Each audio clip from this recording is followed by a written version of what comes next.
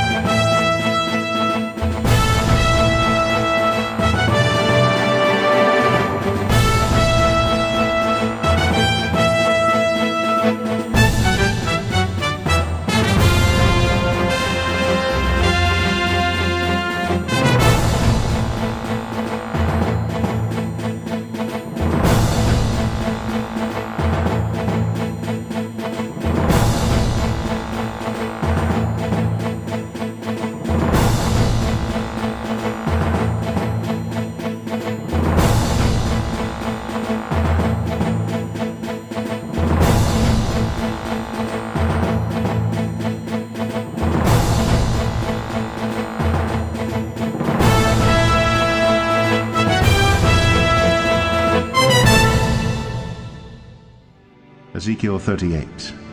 The word of the Lord came to me, Son of man, set your face toward Gog, of the land of Magog, the chief prince of Meshach and Tubal, and prophesy against him, and say, Thus says the Lord God, Behold, Persia, Cush, and Put are with them, all of them with shield and helmet. Persia, Persia, Persia, and prophesy against him, and say, Thus says the Lord God, Behold.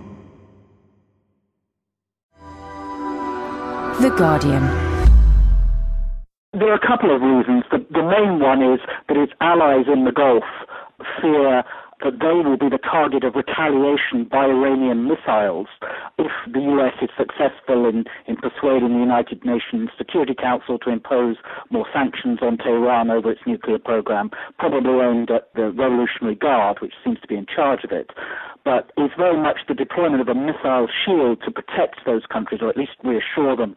Combination of the Patriot missiles, some other defensive missile programs, and also the United States says it's going to keep some ships in the Gulf, at least 2 ships capable of shooting down missiles before they could reach these Gulf countries.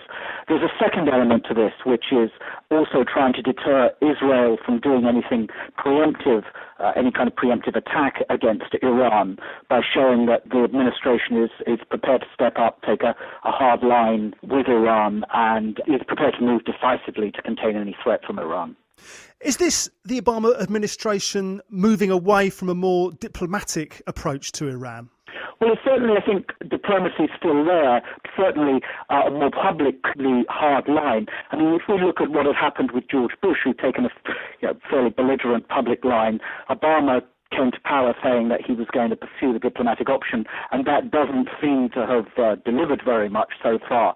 Even if he continues to press the diplomatic option, it's clear that he's going to do it now, taking a much more robust public stand with Iran. And Hillary Clinton, when she was in London last week, said publicly that they would be looking for sanctions now against Iran because it's failed to respond to the diplomatic overtures. For more great downloads, go to guardian.co.uk/audio.